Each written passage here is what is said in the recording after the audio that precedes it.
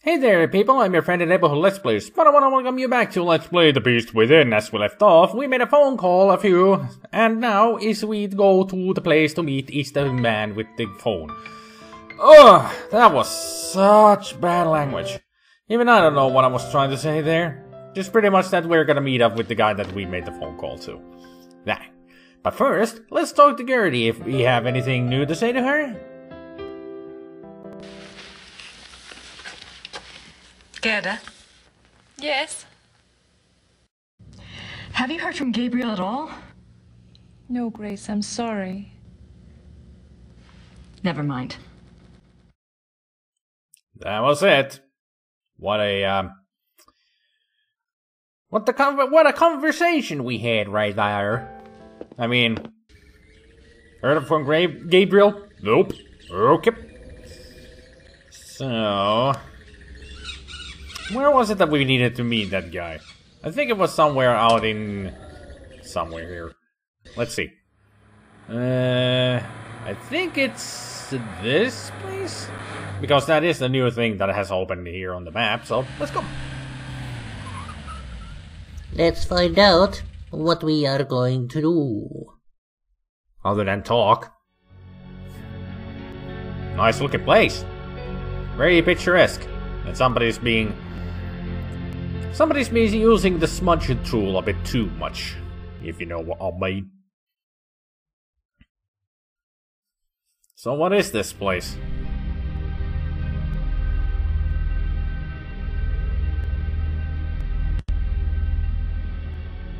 It's a memorial chapel.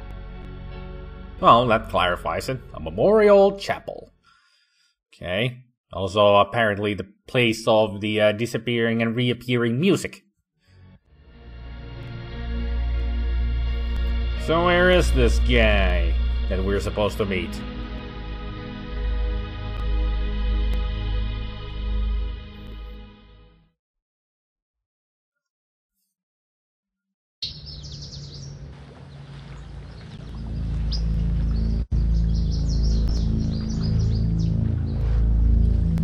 This is where he died. You must be Grace. Herr Dallmeier. Hello. Joseph. I didn't mean to startle you. I wanted you to see it. I feel him here the most, you know, more than at the castle. So, what did you want to know? You feel him more here than anywhere else. Like in the castles. Well, of course, this is the place where he died. Usually in paranormal situations where a person dies, especially if it's a horrifying death, there is some kind of a residual paranormal existence there, so you can feel where the person has died. I'm just talking stuff out of my ass, you know, but it's just stuff that I'm curious about, interested in, the paranormal things, you know, so it's just things that I've learned from TV shows and movies, and also stuff that I've read online. I know it's all fiction, but it's fascinating fiction. Professor Barclay says your hobby is Ludwig. Yes. He was the last real king that Bavaria had. As a Bavarian and a history buff, that's enough to hook me right there. But there's more, right? He was a romantic, you know. A dreamer. And he was misunderstood, maligned. Sounds like you can relate. Me? Hell, I have it easy. At least I live in the 1990s. And not every eye in the country is on me. But, yes, I can relate. Well, 1990s was not the most exciting times to be living in, if you ask me. In some respects. You know. Anyway, let's start asking about Ludwig then. That's what we're here for. You know about Ludwig's diary, right? Of course. How can I get my hands on it? I'm sorry. I have been trying myself for 5 years. They keep it locked up tight in the Royal Archives, and they don't let it out. They must think it contains things that will hurt his image. They won't let anyone see it, not ever? Only one person outside of the government ever got to see it, a biographer, Sir Richmond Chapel. He had friends among the German royals, and they let him look at it. Did you ever try to contact Chapel? Pick his brain? No, I don't believe I never thought of that. If you do and you find out anything, you must share. It's a promise. So you studied lots of Ludwig's history and all, mister. And you didn't think about checking up on the guy who did the biography on Ludwig? You're a moron. I mean, Grace is a lot smarter than you. I mean, she immediately figured out, I should talk to this Richard Chapel dude about Ludwig, because he saw the goddamn diary. People. Some people.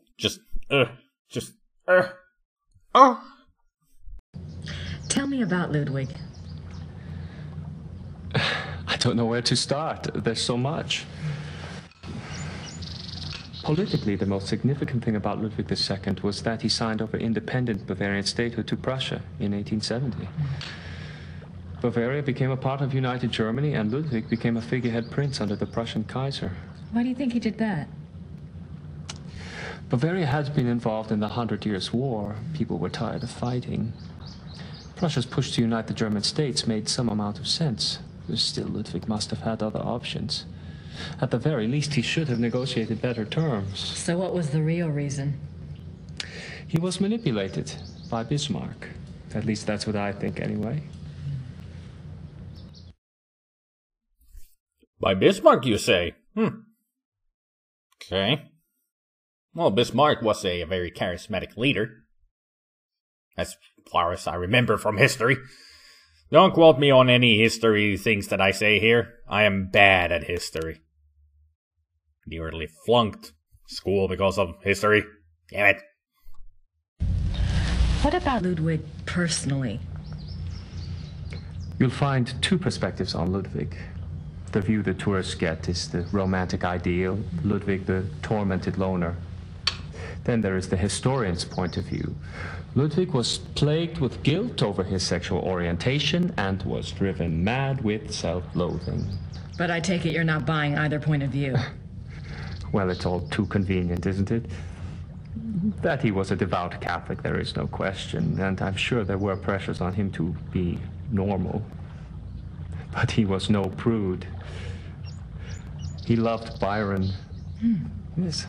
Philosophy, the French court.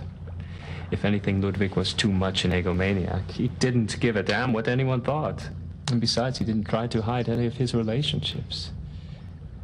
If he suffered from anything in his romantic life, it was disillusionment.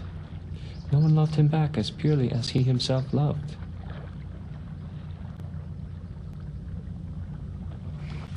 Well, if it wasn't sexual guilt that tormented him, what was it? I don't know. His diary was filled with self-guilt, but I'm sure it's not about that. If I knew, I'd write my own book, set the record straight, so to speak. Huh.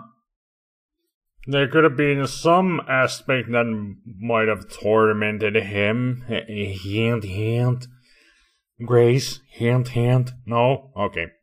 Whatever. Have you read anything about Ludwig's midnight sleigh rides? Would that have been something? To be out at night and suddenly see him sweep by with his entourage? They say the night agitated Ludwig, and that being outdoors and the rushing feeling of the sleigh calmed him down. Sometimes even the sleigh wasn't enough. He would stop in some remote woods, order his servants to stay put, and go wandering off by himself for hours. It drove the servants crazy. I wonder why he would want to go wander in the woods in the middle of the night, all alone, for a few hours. Hint, hint. Nobody's getting it, especially not Grace. You do remember what kind of case you're working on here? Not just Ludwig? You're helping Gabriel on something, Grace? Doesn't ring a bell at all? You're an idiot. You're just an idiot. Tell me about Bismarck. Bismarck. He was the Prussian Kaiser's chancellor. Not a nice man. Bismarck had a reputation for learning people's weaknesses and manipulating them. It's a matter of record that he had spies on Ludwig's staff. He may even have had a henchman even closer to the king. And he was involved in the conspiracy to declare Ludwig insane. Interesting. That he would say that Bismarck was the cause of Ludwig losing his mind. I think there's more to it than just one man. Well, not Bismarck at least.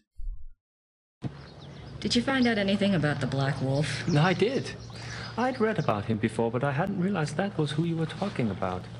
His name was Godin. Paul Godin. I found a reference to his being called the Black Wolf after you telephoned. I've never heard of him. Who was he? Godin lived on the fringes of the Prussian court.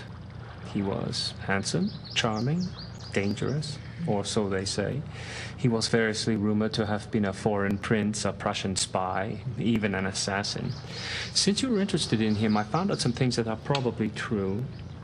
It said he came from abroad in the mid-1800s, but claimed high German blood. Do you know where he came from? No. And he was ruthlessly ambitious. He probably found out who held the power, Bismarck, and offered his services. Bismarck was a good judge of talent, of that sort anyway.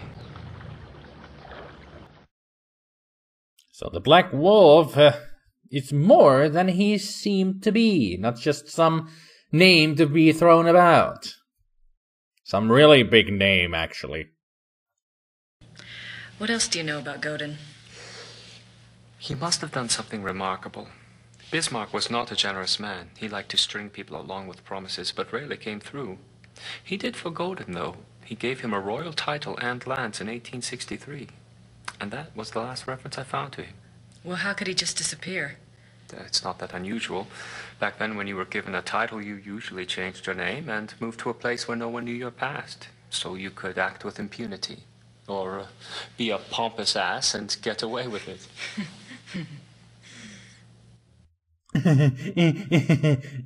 That was a stupid sounding giggle. But yeah, he's right. If you get a lot of money, you can just wipe your own name out of existence. Change your name and live in seclusion. It happens. Sometimes. Not today, though. Not these days. That could never happen these days. Especially if you're a rich guy. There's always somebody trying to find where you are. All the time. And they will find you. They will find you. Back to questioning, please. Is there any way to find out what Godin was called after he got his title? Is it that critical? It might be. Well, you could send away for a copy of the entitlement deed, assuming it has been destroyed during one of the wars. Godin's new name would be on it.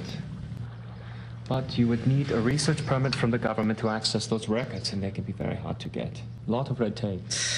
Great. Yeah, those kinds of things are not easy to come by. Oh well. Maybe we'll find something else then. What do you know about Ludwig's hunting accident? A couple of years ago, I was introduced to this great old man, a real old-world farmer. Well, his grandfather was Richard Horning, Ludwig's equestrian. Oh, he told some great Ludwig stories. Sometimes I get lucky. Anyway, he said that after the hunting accident, Ludwig got terribly ill, that he had a fever and was acting crazy. They were afraid that the wolf had been carrying a disease or that the bite had gone septic. A wolf bit him? Yeah, it's not so unusual. There were a lot of wolves in the Alps back then. The servants were really worried, but Ludwig recovered, physically anyway. Horning's grandfather said it was the fever that broke Ludwig's mind, that he was worse than ever after that. Yeah, I wonder why, after getting bitten by a wolf, he would act a little bit differently. Hint, hint, Grace. Warning. Red alert. Red alert. This is what you've been looking for. What do you mean Ludwig got worse after the accident? Ludwig always had been a very private person. But after the accident, he got darker, more crazy. Towards the end, he was even forcing his servants to enter his chambers bent over so they couldn't see his face. Horning's grandfather said his temper was fearsome. He would fly into a rage at the least mistake. Must have been terrified of him. Yes, well. Horning's grandfather felt sorry for Ludwig, and Ludwig hated his own violence. He was always giving gifts to his servants to apologize. I wonder how Grace is not putting one and one together. I mean, she read the whole werewolf book, so she should identify the symptoms of becoming a werewolf. No? Didn't think so. You mentioned that there were other reasons why Ludwig's servants feared him. Ah, that's another of Horning's mysteries. There's a story about Neuschwanstein. Apparently there was a period of time of 2 or 3 months when Wagner would come and visit him. Wagner? There. Yeah. The two would lock themselves in the singer's hall. Horning's grandfather said the sounds that came from there were awful. Well, the servants had superstitious minds anyway. Some of them quit over it, just walked away. What kind of sounds? Horning's grandfather called them heartbreaking and ungodly. Maybe it was Wagner trying to sing. Well, I guess that's all for now. Thanks for your help. It's my pleasure. And if you ever want to talk again, just give me a call. I'll meet you down. I will. Thanks. Servus. Bye. What a nice man he was. But also, weird sounds and... I guess they were working on that unknown opera of Wagner's that we've already known about. Ludwig König von Bayern. So that's the cross that you put on his memory because he died here. It could have been a little bit more flamboyant than just a buoy in the lake. This is where they found Ludwig's body. This is where they... Nice that it's marked. So this is where they must have found his body. I wonder what it felt like under there. Well, you could just jump in and don't breathe. You'll find out quite easily that way. Grace? No? Don't wanna find out. I wouldn't want to.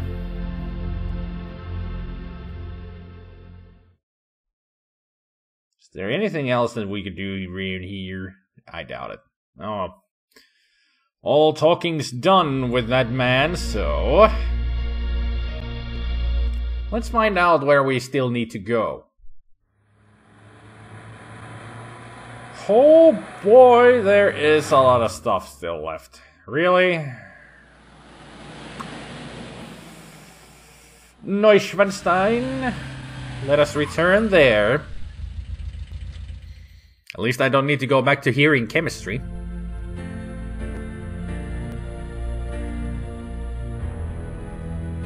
I'm gonna wait until this guard goes away, and I'm gonna see about this door that we saw but never could open. At least I didn't try to open it. It go away, tour guide, guard, whatever you are. There might be something in the other room that you need to check. Nope. Maybe I need to distract him with something.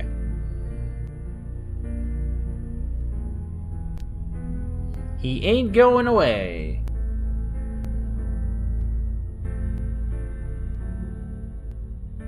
Huh, this is a room that I didn't check last time.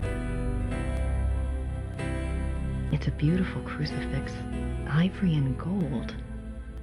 It's an okay looking crucifix to me. That's an unusual depiction of the Madonna. Not really. I've seen that picture before. It's a different kind of aspect of it. The more extravagant view of it. A king saint? I wonder if Ludwig pictured himself that way. Or... Oops. A king saint? I wonder if Ludwig pictured himself that way. Or maybe he just wanted to be that way. Maybe he did want to be that way. The paintings above the altar depict St. Louis surrounded by the seraphim. An interesting side note. For a period of about a year, the Louis images in all 3 castles were ordered to be covered up with black cloth on the unfathomable whim of the king. Also surrounded by seraphim? Really? Huh. Interesting. And he wanted them to be covered with black cloth? Oh, that's understandable when he turned. I mean, something happened to him. This is Ludwig's private chapel. The king was a devout Catholic, as were all of the Wittelsbacher rulers. They supported the Roman Church even when other European countries were dominated by Protestantism. Got anything to say about these? How about these? The stained glass window depicts St. Louis receiving the last sacraments. Huh. Interesting. They're very nicely done. So, is that now all that I have seen about this castle? Or is there still some things that I have missed? Scenes from the opera Tristan and Isolde.